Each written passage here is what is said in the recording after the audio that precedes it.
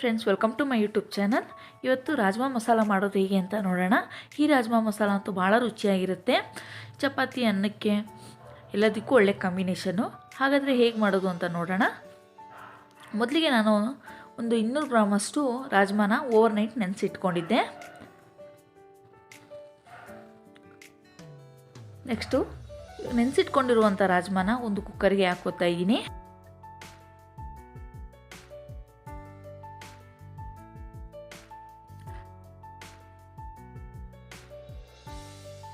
ಇವಾಗ ನಾನು ಕಾಳು ಮುಳುಗುವಷ್ಟು ನೀರನ್ನ ಹಾಕ್ಕೋತಾ ಇದ್ದೀನಿ. ಜಾಸ್ತಿ ನೀರು ಬೇಡ, ಸ್ವಲ್ಪ ನೀರು ಹಾಕ್ಕೊಂಡು ನೀವು ಬೇಯಿಸ್ಕೊಳ್ಳಿ. ಬೇಯೋಕ್ಕೆ ಎಷ್ಟು ನೀರು ಬೇಕೋ ಅಷ್ಟನ್ನು ಹಾಕ್ಕೊಳ್ಳಿ.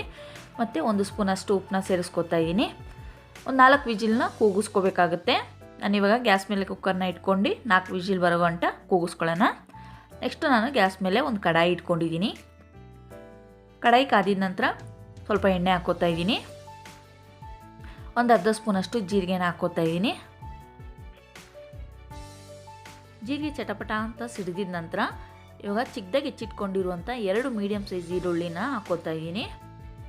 ಇದು ಸ್ವಲ್ಪ ಕೆಂಪಾಗೋವರೆಗೂ ಫ್ರೈ ಮಾಡ್ಕೋಬೇಕು.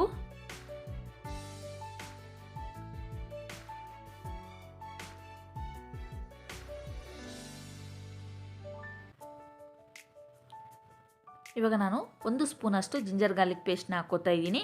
ಅದು ಕೂಡ ಹಸಿ ಸ್ಮೆಲ್ಲುವರೆಗೂ ಚೆನ್ನಾಗಿ ಫ್ರೈ ಮಾಡ್ಕೋಬೇಕಾಗುತ್ತೆ. ಫ್ರೆಂಡ್ಸ್, ಈ ರಾಜ್ಮಾ ಮಸಾಲ ಅನ್ನಕ್ಕೆ, ಚಪಾತಿ, ರೊಟ್ಟಿಗೆ ಅಥವಾ ಪೂರಿಗೆ ಎಲ್ಲದಕ್ಕೂ ಒಳ್ಳೆ ಕಾಂಬಿನೇಷನ್ನು. ಭಾಳ ರುಚಿಯಾಗಿರುತ್ತೆ. ಒಮ್ಮೆ ನೀವು ಟ್ರೈ ಮಾಡಿ ನೋಡಿ, ಹೇಗೆ ಬಂತು ಅಂತ ಕಮೆಂಟ್ ಮಾಡಿ ತಿಳಿಸಿ. ಇವಾಗ ಇದು ಚೆನ್ನಾಗಿ ಫ್ರೈ ಮಾಡ್ಕೋತಾ ಇದ್ದೀನಿ. ಇದು ಹಸಿ ಸ್ಮೆಲ್ ಹೋಗೋವರೆಗೂ ಚೆನ್ನಾಗಿ ಫ್ರೈ ಮಾಡ್ಕೋಬೇಕು. ನೆಕ್ಸ್ಟ್ ನಾನಿವಾಗ ಒಂದು 4 ಟೊಮೊಟೊನ ರುಬ್ಬಿ ಪೇಸ್ಟ್ ಮಾಡಿ ಇಟ್ಕೊಂಡಿದ್ದೀನಿ. ಅದು ಕೂಡ ಇವಾಗ ಸೇರಿಸ್ಕೊತಾ ಇದ್ದೀನಿ.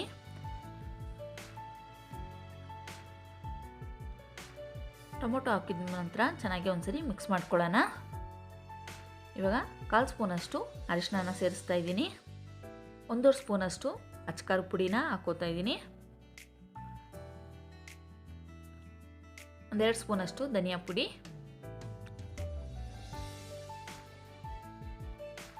1/2 ಸ್ಪೂನಷ್ಟು ಗರಂ ಮಸಾಲ. ಇದನ್ನೆಲ್ಲ ಹಾಕಿದ್ಮೇಲೆ ಚೆನ್ನಾಗಿ ಮಿಕ್ಸ್ ಮಾಡ್ಕೋಬೇಕು. ಇವಾಗ ಮಸಾಲೆನ ಚೆನ್ನಾಗಿ ಬೇಯಿಸ್ಕೋಬೇಕಾಗುತ್ತೆ.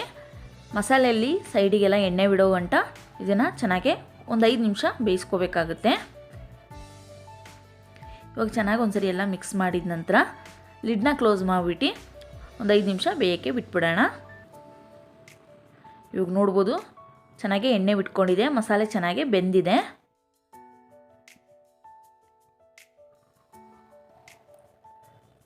ಇವಾಗ ಬೇಯಿಸಿಕೊಂಡಿರುವಂಥ ರಾಜ್ಮಾನ ಹಾಕ್ಕೋತಾ ಇದ್ದೀನಿ.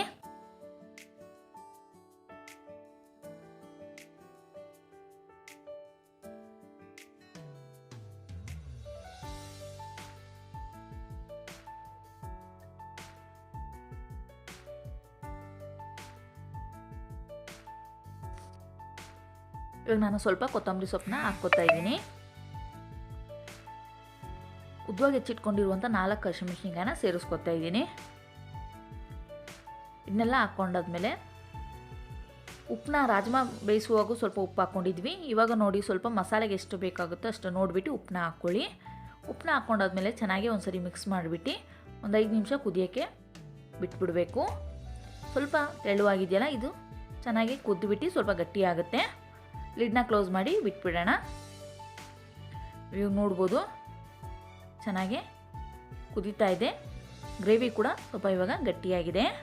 ಈ ಹದ ಇರುವಾಗಲೇ ನಾನಿವಾಗ ಗ್ಯಾಸ್ನ ಆಫ್ ಮಾಡ್ಕೊತೀನಿ. ಇದು ಆಗೋಗಿದೆ.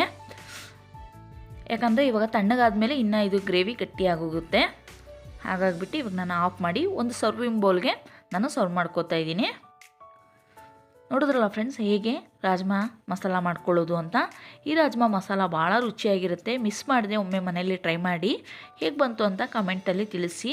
ಹಾಗೆ ನಾನು ಮಾಡಿರೋ ಈ ವಿಡಿಯೋ ಇಷ್ಟ ಆಗಿದ್ದರೆ ದಯವಿಟ್ಟು ಲೈಕ್ ಮಾಡಿ.